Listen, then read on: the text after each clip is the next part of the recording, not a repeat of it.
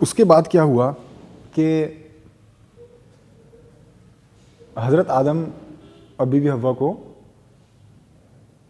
2 बच्चे हुए, मतलब कई बच्चे हुए। उनके 2 बेटे थे, हाबिल और काबिल। तो जब वो दुनिया में आए तो कुरान में उनके 2 बच्चों की कहानी आती है, हाबिल और काबिल की। और ये कहानी बहुत इंपॉर्टेंट है। ये कहानी इंपॉर्टेंट यूं है क्योंकि इस कहानी में मुत्तकी का वर्ड यूज हुआ है, मुत्तकी।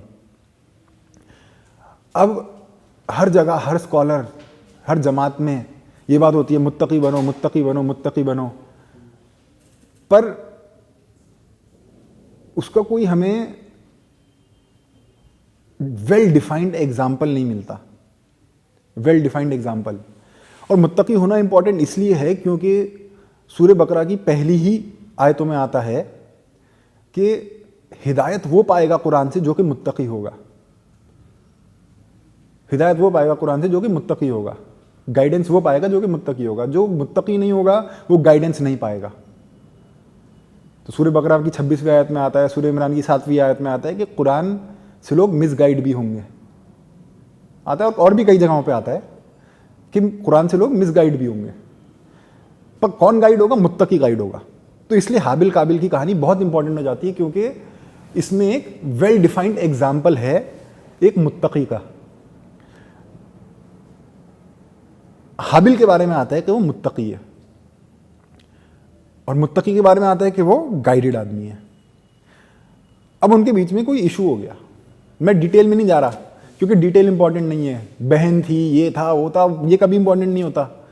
किसी ने किसी को कार को ठोक दिया तब मर्डर हो जाता है, किसी ने किसी को छेड़ दिया तब मर्डर कर देता है कोई किसी को, किसी ने किसी को धक्का लग गया उस पर मर्डर हो जाता है। तो क्या बात हुई वो इंपॉर्टेंट नहीं है।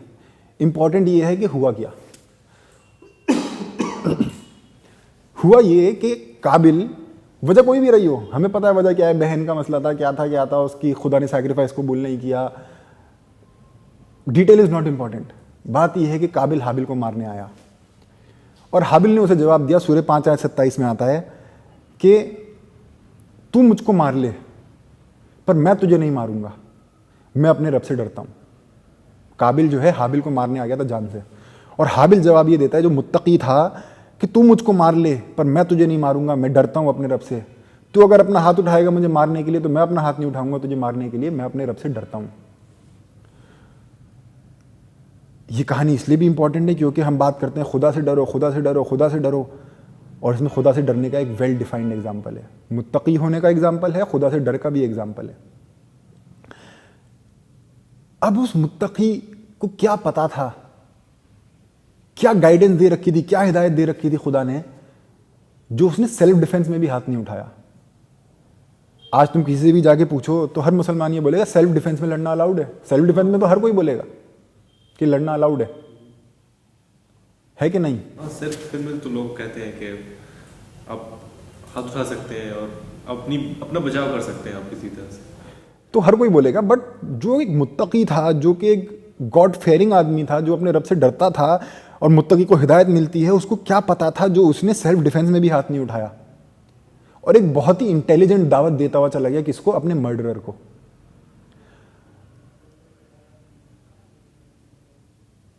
एक मुत्तकी जो हिदायत पाया हुआ था उसको पता था,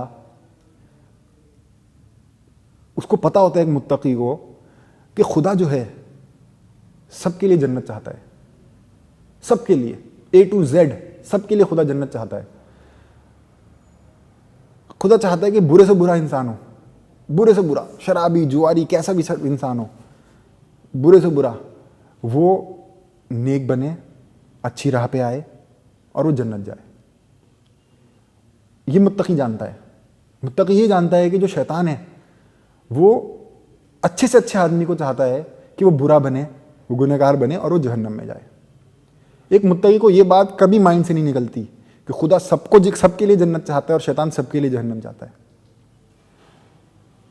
अब हाबिल को पता था कि मेरे अम्मा अब्बा अभी निकले हैं इस जन्नत से, आज पहला इंसान मरेगा, या तो मेरा भाई या मैं, ये मुझे मारने आ गया है, मैं वापस मार सकता हूं, उसमें मेरा भाई जान से जा सकता है, मेरा भाई अभी ईमान में नहीं है। हदीस में आता है कि जो गुनाह करने जाते तो ईमान बाहर होता है उसके। तो मेरा भाई ईमान में नहीं है, और ये जब ईमान के बाहर मरेगा तो ये कहाँ जाएगा? बताओ, क्या कहा जाता है कि जो बिना ईमान के मरा वो कहाँ जाएगा? हाँ, डायरेक्टली वो जहन्नम में जाएंगे। तो हाबिल को पता था, मुत्तकी को पता था कि मेरा भाई अगर ये मर गया तो ये सीधे जहन्नम में जाएगा। तो उसको नजर आया कि स्कोर हो जाएगा जहन्नम 1 और जन्नत 0। स्कोर ये हो जाएगा, ओपनिंग स्कोर। तो उसने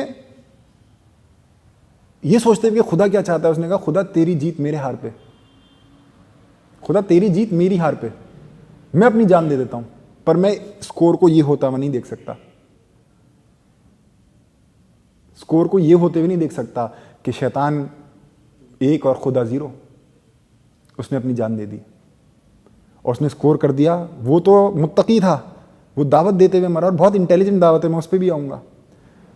पर उसने मर के, ये बताओ ईमान वाला जो मरा होगा ऐसे, वो कहाँ गया होगा? वो जन्नत गया होगा डायरेक्ट, उसमें कोई शक नहीं है। वो पहला शहीद था, पहला शहीद। आज कहा जाता है जो सुसाइड बॉम्बर होता है वो कहता है हम चले जन्नत और तुम चले जहन्नम। सुसाइड बॉम्बर जो होता है वो ये कहता है हम चले जन्नत तुम चले जहन्नम। पर हाबिल जो था उसने कहा तुम मुझको मार ले पर मेरे भाई जन्नत चला जा। सिंबॉलिकली वो ये कह रहा था, और उसने स्कोर कर दिया जन्नत 1 और जहन्नम 0, खुदा 1 और शैतान 0।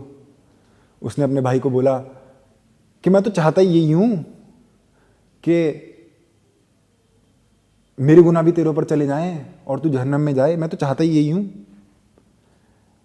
अब इस बात को हम अगर फेस वैल्यू पे लें तो हम नहीं समझ पाएंगे। खुदा कहता है सूरह 16 में कि तुम दावत दो विजडम के साथ, और हाबिल ने बहुत ही विजडम वाली दावत दी अपने भाई को, बहुत ही विजडम वाली दावत।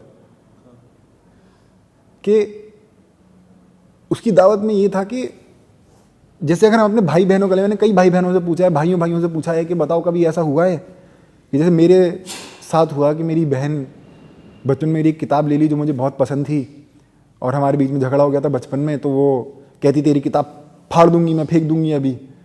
तो मैंने कहा मैंने तो पढ़ी ली, मैं तो चाहता ही हूँ कि तू फेंक दे। ये तो खैर मेरे साथ भी है बचपन में कि ऐसी चीज़ें अक्सर होती है, किताब के लिए नहीं और भी कई सारी चीज़ों के लिए। हाँ, तो मैंने कहा फेंक दे, मैंने तो पढ़ी हुई है, अच्छा है, मैं तो चाहता हूँ फेंक दे, मैं फेंकने वाला तो मेरा काम कर दे। तो उसने कहा मैं तेरा काम ये करूँ, और वो किताब वापस फेंक दी। तो जैसे ही उसने फेंकी मैंने झपट के वो किताब पकड़ ली। क्यों? क्योंकि मुझे वो किताब पसंद थी। तो एक भाई की लड़ाई हो रही थी, वो तो एक भाई दूसरे भाई को कह रहा है मैं तो चाहता ही हूँ। तो उसके दिल में ये था कि मेरे भाई रुक जाए कि मैं इसका काम क्यों करूँ, जैसे हम भाई बहनों में मैंने अपनी बहन के साथ किया। तो उसकी बहुत विजडम वाली दावत थी। अच्छा, जब काबिल हाबिल को मार रहा था तो काबिल हाबिल को मार रहा था शैतान के इन्फ्लुएंस में। शैतान ने उसको बरगलाया और वो मारने पे आ गया अपने भाई को। तो जब वो मार रहा था तो शैतान पहुंच गया खुदा के पास, देख इसको कहा था सजदा करने को, मेरे कहने पे देख ये अपने भाई को मार रहा है। खुदा ने मुड़ के बोला उसको कि तू मुड़ के देख, और उसने देखा कि हाबिल जो उसे दावत देते हुए मर गया और उसने हाथ भी नहीं उठाया। और जब वो मुड़ के देख ही रहा था तो एक कौवा आया, जैसे गुंडे बदमाश नहीं होते सड़क पे फेंक के चले जाते हैं, गुंडे बदमाश जो हैं सड़क पे मार के किसी को लेके जाते हैं कब्रिस्तान, नहीं फेंक के चले जाते हैं, वो फेंक के चला गया था। जब कौवा आया उसने खोदा तो उसको ध्यान आया कि मेरा भाई क्या था, उसने क्या किया, उसको बाद में सोच आई होगी, उसके दिल में गिल्ट आया।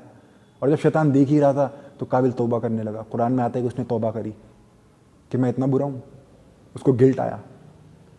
तो खुदा ने बोला तू मुड़ के देख।